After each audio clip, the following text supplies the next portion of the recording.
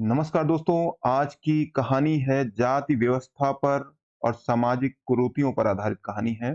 इसमें एक मजदूर किसान, गरीब किसान की दंपत्ति के पानी पीने की समस्या को लेकर ये कहानी है कि कैसे उसकी पत्नी पानी बदबूदार पानी से अच्छा पानी लाने के लिए अपने पति को, बीमार पति को पिलाने के लिए कैसे संघर्ष करती है। आपको सुन करके ज़रूर आँखों में पानी आ जाएगा। तो चलिए स्टार्ट करते हैं। कहानी का नाम है ठाकुर का कुआँ और चैनल को सब्सक्राइब करें और शेयर करें। अच्छी चीज़ों को भी शेयर कीजिए। आप फालतू की चीज़ों का तो देखिए आज बढ़ता ही चला जा रहा है लोग 2-4 दिन में लोग शेयर कर देते हैं। अच्छी चीज़ों को शेयर करने में हम फिर क्यों अ, सं कंजूसी करते हैं? तो अच्छे शेयर कीजिए ज़्यादा से ज़्यादा चैनल को। चलिए स्टार्ट करते हैं कहानी को। ठाकुर का कुआँ। जोखू उस गरीब किसान का नाम है, उसकी पत्नी का नाम है गंगी। जोखू ने लोटा मुंह से लगाया तो पानी में सख्त बदबू आई। गंगी से बोला, यह कैसा पानी है? हमारे बास के पिया ही नहीं जाता। गला सूखा जा रहा है और तू सड़ा पानी पिलाए देती है। गंगी प्रतिदिन शाम को पानी भर लाया करती थी। कुआं दूर था, बार बार जाना मुश्किल था।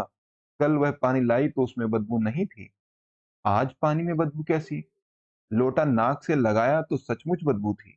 जरूर कोई जानवर कुएं में गिरकर मर गया होगा। मगर दूसरा पानी आवे तो आए कहां से? ठाकुर के कुएं पर पानी कौन चढ़ने देगा? दूर से लोग डांट के भगा देंगे। और साहू का कुआं गांव के उस पार है, परंतु वहां भी कौन पानी भरने देगा? कोई तीसरा कुआं गांव में है ही नहीं। जोखू कई दिन से बीमार है। कुछ देर तक तो प्यास रोके चुपचाप पड़ा रहा। फिर बोला, अब तो मारे प्यास के रहा नहीं जाता। ला, थोड़ा पानी नाक बंद करके ही पी लूं। गंगी ने पानी नहीं दिया। खराब पानी पीने से बीमारी बढ़ जाएगी, इतना जानती थी। परंतु यह न जानती थी कि पानी को उबाल देने से उसकी खराबी दूर हो जाती है। बोली, यह पानी कैसे पियोगे? न जाने कौन जानवर मरा है। कुएं से मैं दूसरा पानी लाए देती हूँ।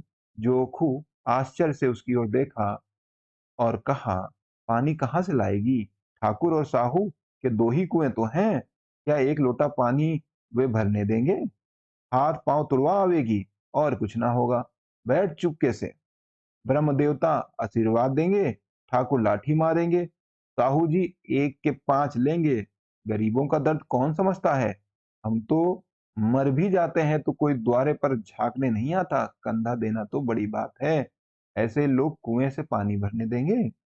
इन शब्दों में कड़वा कड़वा सत्य था। गंगी क्या जवाब देती, किंतु उसने वह बदबूदार पानी पीने को ना दिया। रात के 9 बजे थे। थके मांदे मजदूर तो सो चुके थे, मगर ठाकुर के दरवाजे पर 10-5 बेफिक्रे जमा थे। मैदानी बहादुरी का तो अब जमाना नहीं रहा, ना मौका ही मिलता था। कानूनी बहादुरी की बातें हो रही थीं। कितनी होशियारी से ठाकुर ने थानेदार को एक खास मुकदमे में रिश्वत दी और साफ निकल गए। कितनी अक्लमंदी से एक मार्के की मुकदमे की नकल ले आए। नाजिर और मोहतमीम सभी कहते थे, नकल नहीं मिल सकती। कोई 50 मांगता था, कोई 100। यहाँ भी पैसे बिना कौड़ी की नकल उड़ा दी। काम करने के ढंग होने चाहिए। इसी समय गंगी कुएं से पानी लेने पहुंची। कुप्पी यानी दिया की धुंधली सी रोशनी कुएं पर आ रही थी। गंगी जगत की आड़ में बैठी, जगत कुएं का जो चौतरा होता उसकी आड़ में बैठी मौके का इंतजार करने लगी। इस कुएं का पानी सारा गांव पीता है, किसी के लिए रोका नहीं है, किसी को भी पीने के लिए मना नहीं है। सिर्फ हम ही बदनसीब पानी नहीं भर सकते। गंगी का विद्रोही दिल रिवाजों, पाबंदियों, मजबूरियों पर चोटें करने लगा। हम क्यों नीच हैं और ये लोग क्यों ऊंचे हैं? इसलिए कि ये लोग गले में तागा डाले पहने रहते हैं। यहाँ तो जितने हैं एक से एक छठे बदमाश हैं। चोरी ये करें, जाल फरेब ये करें, झूठे मुकदमे ये करें। अभी इस ठाकुर ने तो उस दिन बेचारे गडरिये की भेड़ चुरा ली थी और बाद में मारकर खा गया। इन्हीं पंडित के घर में तो 12 मास साल भर जुआ होता है। यही साहू जी जो हैं, घी में तेल मिलाकर बेचते हैं, काम करा लेते हैं, मजदूरी देते नानी मरती है। किस-किस बात में हमसे ऊँचे हैं? हम गली-गली चिल्लाते नहीं कि हम ऊँचे हैं, हम ऊँचे हैं। कभी गाँव में आ जाती हूँ, तो रस भरी आँखों से रस टपकने लगता है, जैसे सबकी छाती पर साँप लूटने लगता है। परंतु घमंड यह है कि हम ऊँचे हैं। कुएँ पर किसी के आने की आहट हुई, गंगी की छाती धक-धक करने लगी। कहीं देख ले तो गजब हो जाएगा, एक लात भी तो न सह पाएगी। उसने घड़ा और रस्सी उठा ली और झुककर चलती हुई एक वृक्ष के अंधेरे साए में जा खड़ी हुई। कभी तो इन लोगों को दया किसी पर आती ही है। बेचारे महंगू को इतना मारा कि महीनों वह मुँह से खून फेंकता रहा, इसलिए कि उसने बेगार नहीं की थी। इस पर ये लोग ऊँचे बनते हैं। कुएँ पर 2 स्त्रियाँ पानी भरने के लिए आईं और आपस में बातें कर रही थीं। एक बोली, खाना खाने चले, और हुक्म हुआ कि ताजा पानी भर लाओ, घड़े के लिए तो पैसे नहीं है। हम लोगों को आराम से बैठे देखकर जैसे मर्दों को जलन होती है। हाँ, दूसरी स्त्री ने कहा, हाँ, यह तो ना हुआ कि कलसिया उठाकर खुद ही भर लाएं, बस हुक्म चला दिया कि ताजा पानी लाओ, जैसे हम नौकरानियां ही तो हैं।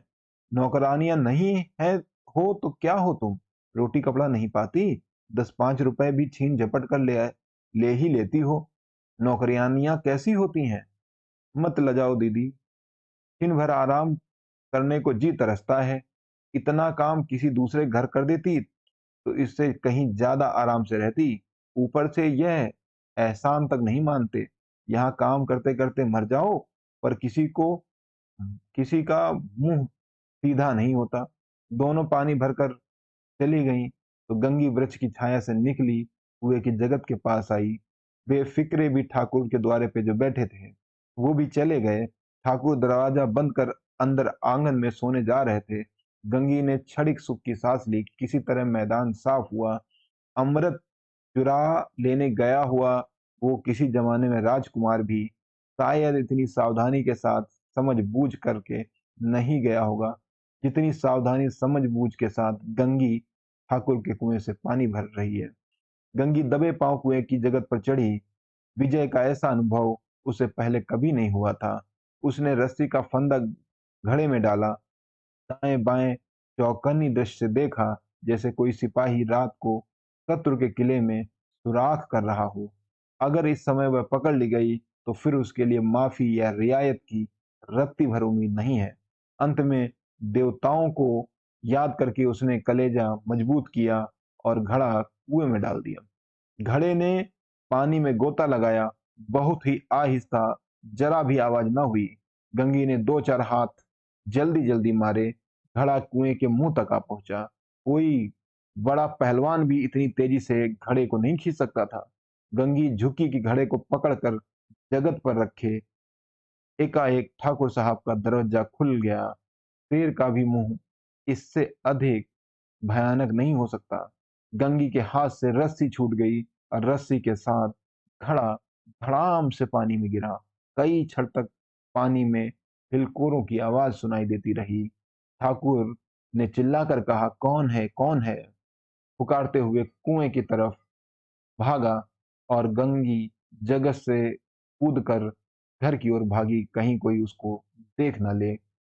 घर पहुँचकर देखा कि चोखू, उसका पति, नाक बंद किए वही मैला पानी पी रहा था। उसका सारा प्रयास असफल रहा। तो नमस्कार, मुझे उम्मीद है आपको कन कहानी पसंद आई होगी। नमस्कार, जय हिंद।